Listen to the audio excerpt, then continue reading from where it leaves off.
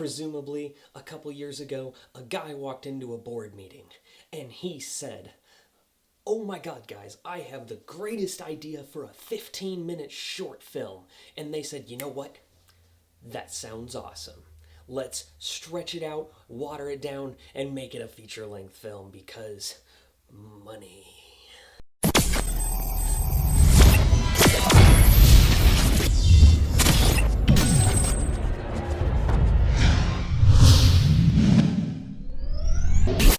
Alright guys, gals, and everything in between, I'm here today to review to you Blair Witch. And I know it's been a while since I've done a movie review, but things have been crazy. As I told you guys, some of my reviews are going to come out late for movies because of my schedule. Blair Witch is the sequel to the beloved classic from 1999, I want to say it was. It was really the grandfather of the found footage genre. There were some found footage films before it, particularly one about a Jersey Devil, and they go back from there. There's a really weird one that they're not sure if it should be outlawed because it might show actual murder and cannibalism. Yeah. Blair Witch really paved the way because everyone thought that the film was real when it came out.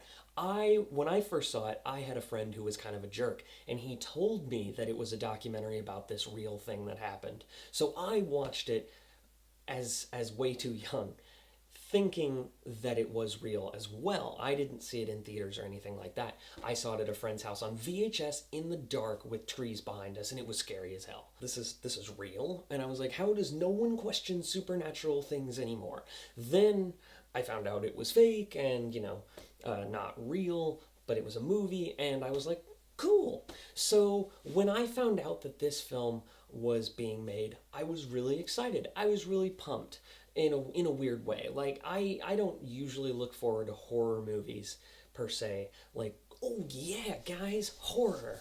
This came out of nowhere.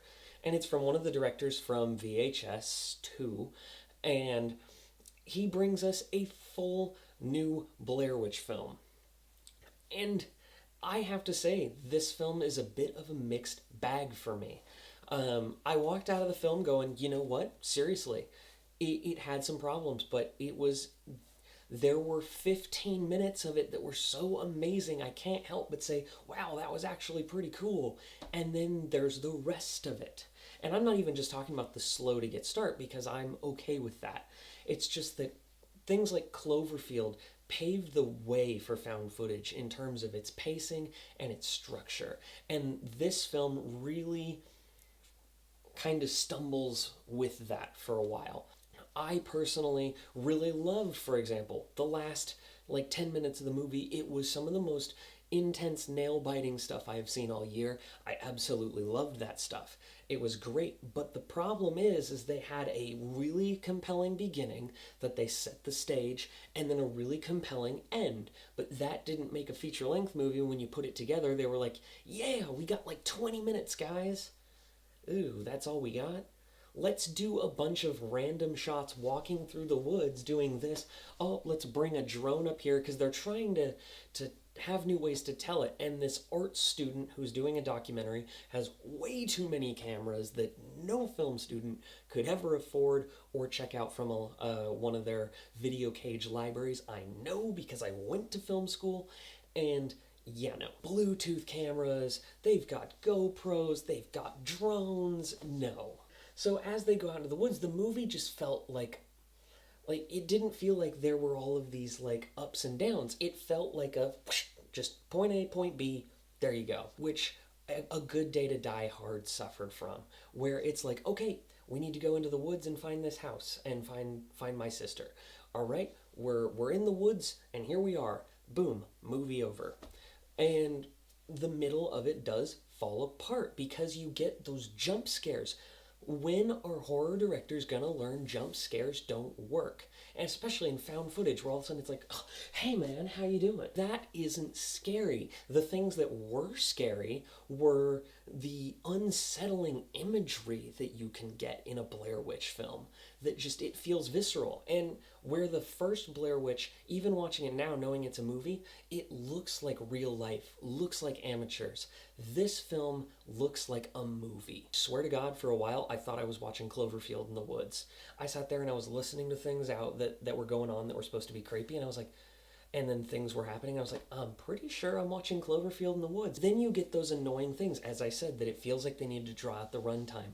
So you get these selfie shots that were disorienting as all get out. And I can watch found footage movies in the theater, but they're like holding the camera right here. You wouldn't be holding the camera like this if you were in a panic situation. And they're like, you're gonna be okay. And they're like, and you're watching it from these weird angles that are so disorienting because it looks like they're taking a selfie all the time. And they use that way too much. And then the way some of it is cut together doesn't look very well. Like, I was pretty sure one of the main girls, like the main girl, like died at like the 20-minute mark, and it turns out, nope, JK, it was actually a different character. I have to say, that is really my concern with the movie, is it just felt like they were drawing out the runtime. So you had these false scares, some character sitting there going like this, and it's like, yeah, you know, the Blair Witch is kind of scary. Oh yeah, but it's not real though. And then you just see these two people bickering about a tent for like 3 minutes, and it's like, you needed to draw out the runtime. But a word of advice, the Blair Witch saga has such a rich and interesting lore. I don't see why they feel the need to pad up this solid movie with fluff that doesn't need to be there. Particularly, there's a campfire scene where she starts interviewing people about the Blair Witch, and it's the two characters who they came along on the journey. And they're talking about lore of the Blair Witch, and it's genuinely really interesting.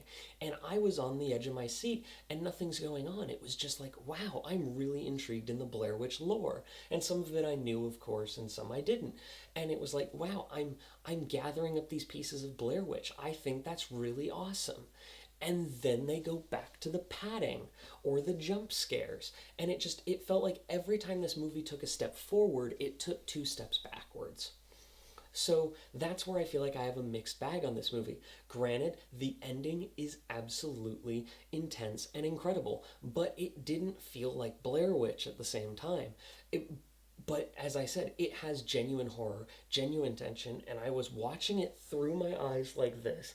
And then there was a moment with claustrophobia. It's in the trailer where she's like crawling through like a tunnel, and it's genuinely tense, and I enjoyed it. But I have to say, in the end, like, it's a mixed bag, because seriously, there's stuff I really love about the movie, and I spent all day thinking about what I was going to say about it. But then there's this other block of it that I'm like, this shouldn't even be in the movie. This should be a half-hour anthology piece in a Blair Witch saga. To be completely honest, it should not have been a feature-length film if they had to pad it up this much, because that's really what it felt like. So I have to say that in the end, you can still find a lot of enjoyment from Blair Witch. I found a lot of enjoyment from it, and despite all the padding. So I have to say, if you watch this on Netflix or Hulu, you'll have a good time with it, because you can kind of mentally check in and out a little bit and say, okay, yeah, this is clearly boring, like padded drone shots that don't need to be there again. So then you can tune it out and come back in at the intense moments. So what did you guys think of Blair Witch? Did you guys like it? Don't forget to like and subscribe. Love you guys.